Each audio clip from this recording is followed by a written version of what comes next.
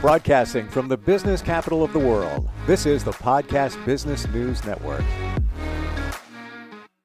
Forgiveness. It's a tough word to stomach there. There's a lot of songs written about it. Please forgive me. I believe that was Bryan Adams. There's many different songs. We've talked about why it's important to forgive someone. Last time we got together with her, we're going to call it part two, forgiving yourself. There's many things that even in a situation where you need to forgive somebody else, maybe you also needed to forgive yourself. How do we do that? How do we move forward with that? Might even be harder than forgiving somebody else. Let's find out. She has a wonderful practice that supports many in all different areas, in all different situations, forgiveness being one of them. And she's our dime of the decade. Sherri and Alexandrovich joins us once again on the program. How are you today? I'm doing good. Happy Monday. Happy Monday. Is that some people say that's an oxymoron? Can there be a happy Monday? You know what? You can. It's a state of mind, right? Absolutely. You know what? We woke up, we're here. What's not to be happy about? Exactly right. I'm happy you're here because we had a great conversation last time we got together about this whole forgiveness thing. Now, as we look at it, forgiving ourselves, do you believe that there could be many situations where we don't even realize that we haven't forgiven ourselves, but we're stuck in a situation or we're just something's not right and we haven't even realized that? For sure. So I think that forgiveness of ourselves is just such a great topic. If we don't kind of look inward and forgive some of the mistakes or the choices or the things that we've done, then it makes it really difficult to effectuate change. And so I think that one of the kind of fundamental things to change is looking inward and seeing what is our role with that, what was our part, why are we continuing to be in situations that have similar outcomes. And that's typically because there's some inside work that we haven't done. And I know in the past we've really talked about the shadow work. We've talked about, inward and forward movement and what does personal growth look like. Well, personal growth is kind of a stepping stone to that personal forgiveness. And how do we kind of wake up and take some accountability and be able to have that forward movement and look at things from different perspectives?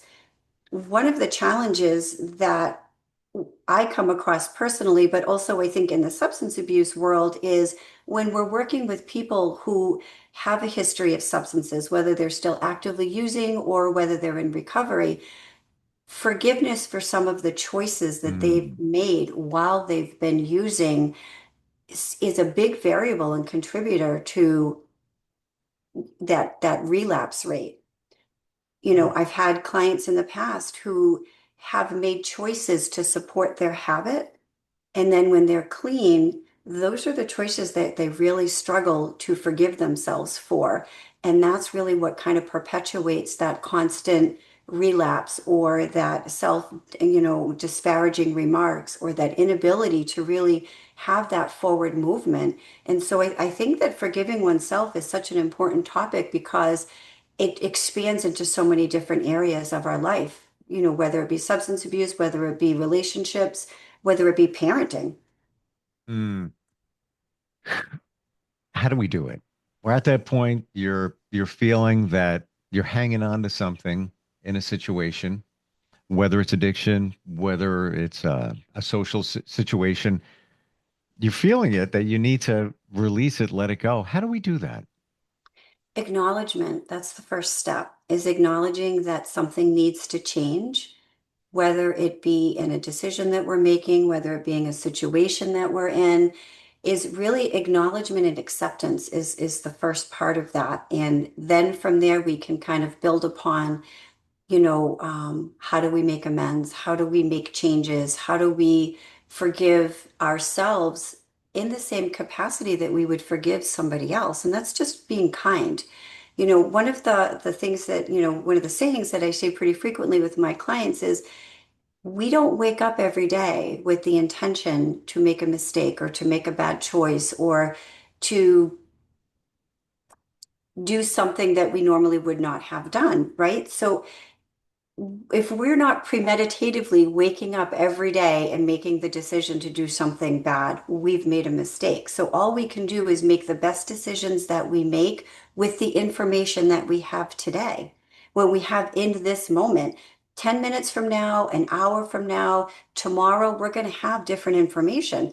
But we can't go back and beat ourselves up for a decision that we've made when we didn't have the same information that we have upon this judgment that we're making. So I think that that's really important that, when we woke up this morning, we didn't wake up and make the decision that today I'm going to make a bad choice. I mean, for the most part, right? That I would say when I talk about this, I'm not really talking about, the sociopaths of this world. I'm talking about the majority of us don't wake up with the intention to make a bad decision or to do something, to get behind the wheel of a car and look down at your phone and something horrible happens, right? Accidents happen. And so having that level of just being kind to ourselves, I think is what is really difficult for a lot of us who have these really high level of expectations. Expectations is another topic I know that we've kind of dabbled with in the past as well. When you talk about the information, I'm also seeing pictures of somebody in a situation. They know they probably need to forgive themselves, Mhm. but we change. We're evolving. So that could have happened a couple of years ago and you're still hanging on to something. But like you said, you have different information. You may have changed a little bit. Now you're processing it. You're seeing the situation a little bit differently. Mhm. Whether there's more responsibility on you or maybe less. And again, if it's a relationship, it takes two. I get that. Um, Mhm. but you Mhm. may see it differently and maybe need to revisit it in terms of forgiving one's self. Mhm. Um, do you find when we're in those challenging spots that we should write it down, write our feelings down to be able to better process it, because sometimes it's a hard pill to swallow. It is a hard pill to swallow. And I love journaling. We talked about this last week. That word vomit, I think, is so important for us Mm. to be able to just get out what's on our mind and be able to go back and to process it differently. We've all made decisions in our life or choices in our life that, you know, sometimes we wish that we had chosen differently or we had made a different decision to do. So that perseveration is what happens in our mind if we don't get it out and get it onto paper and be able to look at it from all of these different perspectives and do some problem solving. So a lot of the same philosophies that we talked about last week when it comes to forgiving other people are also applicable to ourselves. And that is, write down your pros and your cons list. Why did I make the decision that I made? What's different for me today? And then also having that, that self-kindness to be able to say, you know, 20 years ago, I made a decision I was in a relationship with somebody maybe I would not have chosen as my next partner. You're young, you've made that decision based on the situation that you were in. So 20 years later, you've grown, you've evolved, you've done your work. So now you're not in that. And you decide you don't want to be in that relationship anymore because you're a different person, or it's a Hmm. toxic relationship, or you have also, or maybe you were the person, you were the perpetrator, you were the one that was, making the bad decisions. How do you get out of something like that? So I think when we talk about forgiveness, we're talking about it multifaceted. We're talking about whether we were the person that was the receiver of the negative or we were the person who were administering the negative. Either way, we're still part of whatever that situation is that's going to elicit the need for forgiveness, whether it's personal or whether it's for somebody else. And that really comes with doing your work. Where does your work start? Acknowledgement, acceptance, writing down, what it is that's going on for you, what it is that you would want to be different. Vision boards. I love vision boards. We do these Hmm. with our teenagers a lot, or even with our younger kids. Just get this big poster board of paper and get some magazines and just cut out all of the different things that we would want differently for us in our life. That vision board can then be the launching pad to so much conversation moving forward. this is where I want to go with my career. This is where I want to go with my next relationship. And so kids can be so creative when it comes to using art or role play and to be able to create this vision board, even as adults, right? So I'm sure people have seen you put on the refrigerator the picture of you in the bathing suit that you want to be wearing, or the picture of, so every time you're opening that refrigerator, you're making a different choice of what it is that you're, to support the diet that you're on, or even the vacation that you want to take, or your next career. What does that look like? Doesn't have to be a huge poster. You can put something on your mirror. You can put a positive affirmation on your wall. You can put something that's going to give you that forward movement, that perspective, that positive outlook to be able to say, I may not have done this the way that I should have, but the what's next, right? That forward movement, I can change that. I can make tomorrow different. I can do all of these wonderful things that I have in my toolbox for coping skills to effectuate change. You mean the vision board right there on my wall? Do you have one? Yeah, I love that. So See? I have to share with you. I'm kind of like chuckling inside. I heard about him for years. I kind of Mhm, resisted it. I was even on a train visiting my son in college late summer and had a lot of time, very relaxing. So I started going through my phone and searching for pictures to make a vision board. That was then. I only just made it about 3 weeks ago. Okay. I'm going to say this. When I turn my head, I can't not look at it. It's almost as if it's like magical, like it's drawing me in. Hmm. And I've even added to it. I've written a couple of words that have resonated.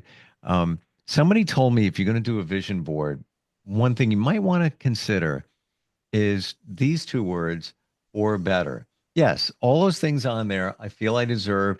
It'll make me a better person and just better for others as well. All of that. But the words or better, because you never know what the universe is going to present. Essentially, many believe what we think becomes our reality. So I'll take that or better. Yeah, absolutely. Absolutely. I love vision boards. I love affirmations, positive affirmations. Mm. Sometimes when I'm working with my teenagers, they're so tech savvy with their phones that there's these apps that you can download where every day a new positive affirmation shows up on your phone for you so that when you Cool. wake up in the morning, you can program it so that it will just appear. Another thing that I do is Lori Light has these absolutely amazing books when working with little kids. And I've actually used some of them with some of my adults before because they're just so visually robust. And one of the books that she has is called The Affirmation Weaver. And that's one of my favorites. And so what it is it's about a little dolphin in the sea who can't flip and do all of these things that his ocean friends can do. And each page, there's a new affirmation that's added to his net, to his weave. And by the end of it, he has all of these people that are cheering him on and giving him all these positive affirmations. And he's able to accomplish this, this acrobat in the water. And so I would read this to my, to the kiddos, 8, 9, 10-year-old kids. And then after we would do our own affirmation weave.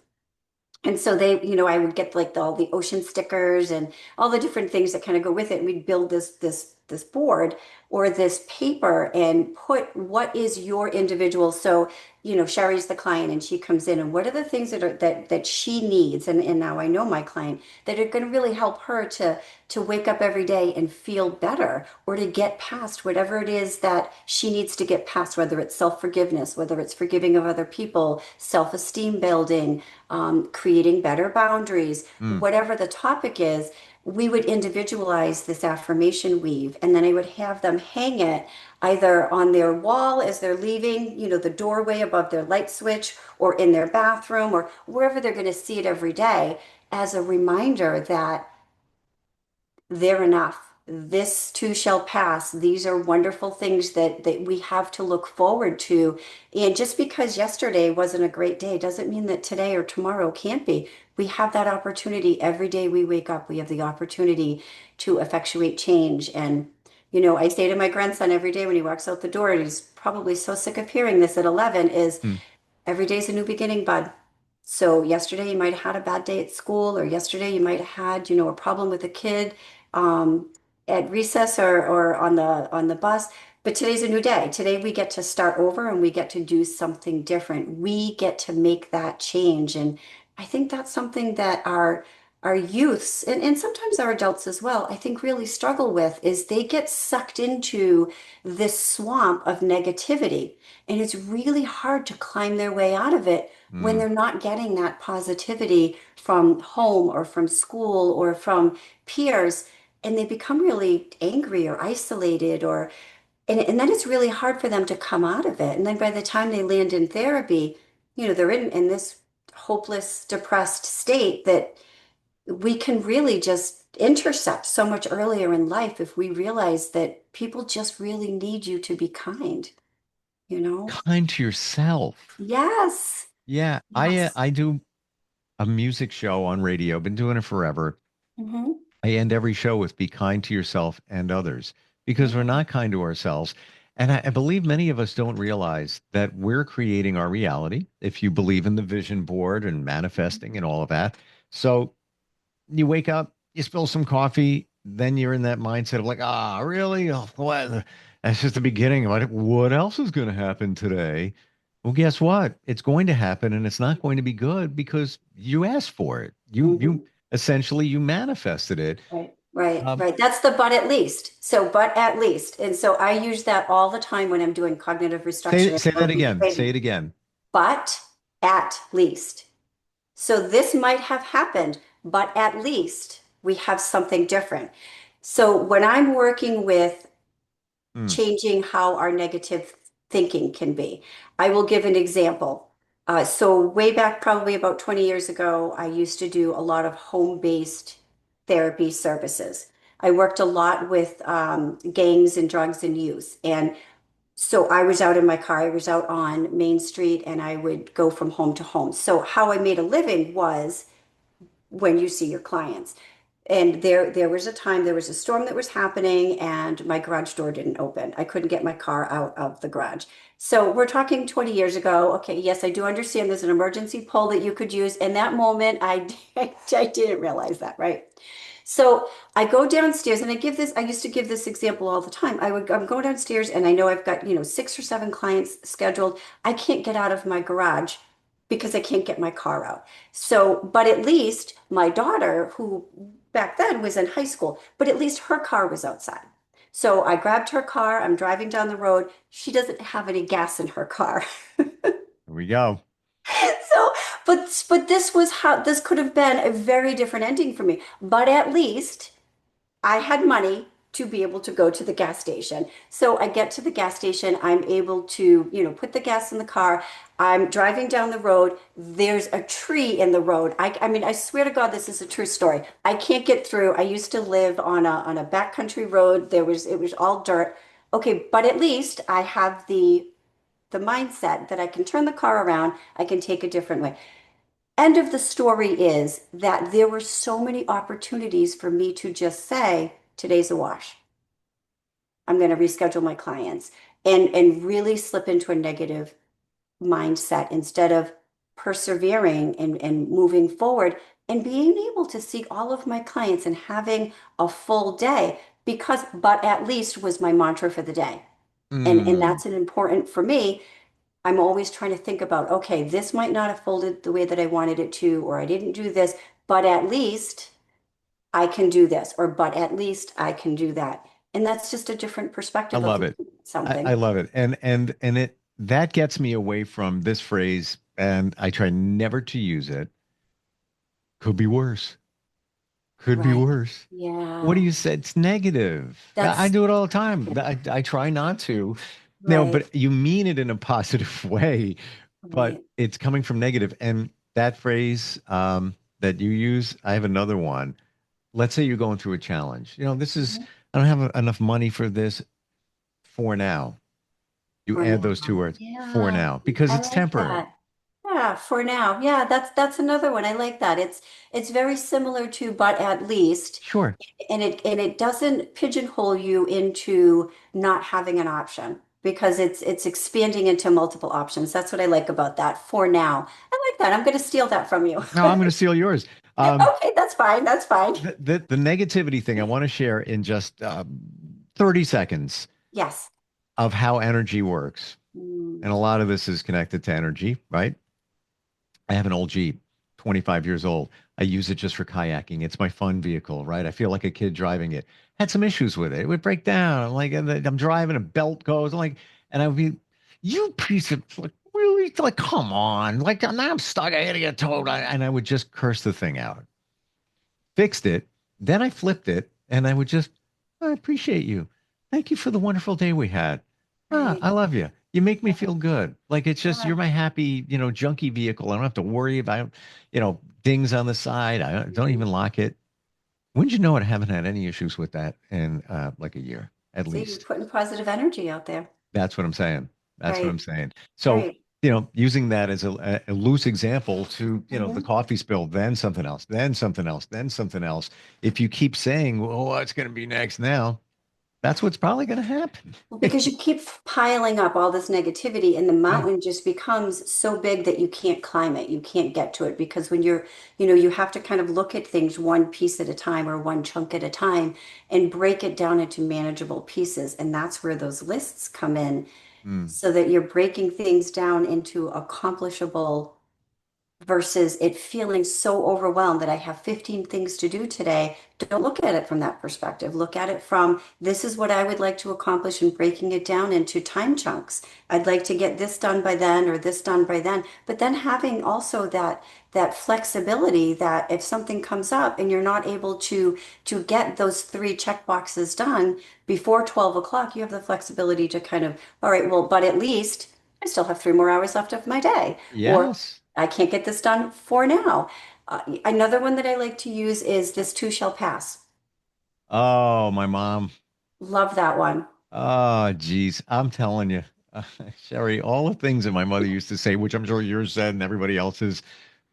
When I was younger, it'd be like in my mind, I would never say this, but in my mind, I'm sure my kids do it too. Like, shut up, you're old. What do you know? Mhm, Like, you're just an old yeah, person. And now all those phrases really do make yeah, sense. This too right. shall pass. It does. It Yeah. like, or she used to say to the same, category there, it'll all work out. Hmm. It'll work out. And Things then are you're better in the morning. right. And you're in DEFCON 3, 5, whatever. And you're like, hey, you're going to work out. But it does, even when it comes to money. And I'm going to say here, one of the biggest mistakes I made, maybe not a mistake, a learning lesson, was worrying about money. I would Mm, worry, like, oh my gosh, when things were fine, I'd be like, what if this? What if that? What if this? Even when things were challenging. And there's always going to be, the ebb and the flow. right, Um, right. I wish I didn't worry because guess what? Mhm. It all works out. Don't borrow trouble. Don't bother trouble. Don't borrow trouble. I say that all the time. Don't borrow trouble. We can That's a put our good one. energy into something that just will never unfold. So whenever I find myself getting anxious or amped up about something, I will remind myself, I'm borrowing trouble right now. I'm worrying or preparing for something that may not ever happen. And so Hmm. all of that energy and all of that time is What a now waste. wasted because it didn't happen or it didn't unfold that way or the question didn't get asked that way or whatever the scenario is you're borrowing trouble. So don't do that. Wait Mm. for the moment to come. I'm not saying don't practice your coping skills. I'm not saying don't be mentally prepared, don't have a positive outlook, but don't perseverate on something that may or may not happen because you can put your energy, you're wasting. I mean, if we think about how much time in our life Yep. we have wasted worrying about something that either isn't real, hasn't happened, or is never going to happen, you imagine the amount of time that we would have for It's a so true. variety of different things in our life. It's crazy. It's so true. It's almost as if, well, first of all, the future is not here. Right, Nobody can predict the future. I don't care who you are. right. You don't know what's going to No, happen. We don't really know what's going to happen in the next 5 seconds. We have a pretty good correct. idea, but you don't know for sure. So Hmm. why worry about it? And yes, we all get caught up. I had a situation last week where something presented, and I'm like, well, because I've reframed my mindset, 3 minutes later, I'm like, well, that's nothing. Well, that'll be fine. and then just leave. That's Mhm. it. But we get triggered for a moment. You're like, whoa, whoa, wait, whoa. Oh, absolutely. And that's when, that when that alarm goes off, that internal alarm that we're being triggered, that's another whole topic, right? Yeah. How do we stop ourselves from going down that rabbit hole? Because my God, you fall so fast. And sometimes you just, Yeah. This is all that's a real. tough. What a great topic. It's so funny. When we started talking about forgiving yourself before we got on here, I'm like, I don't know if we're gonna, a whole half hour about yes.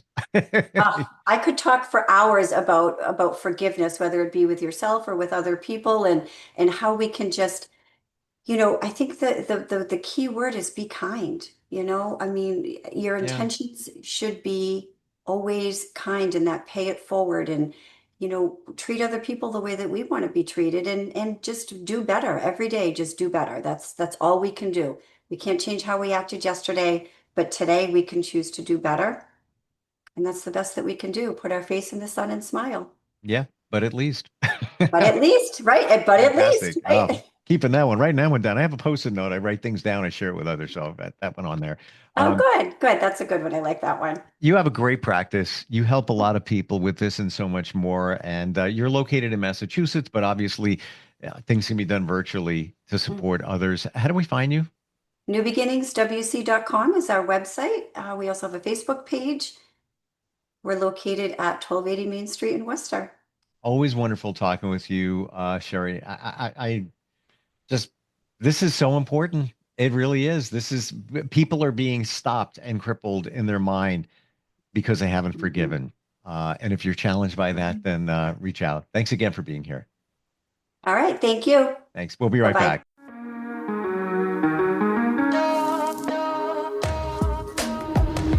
Broadcasting from the business capital of the world, this is the Podcast Business News Network.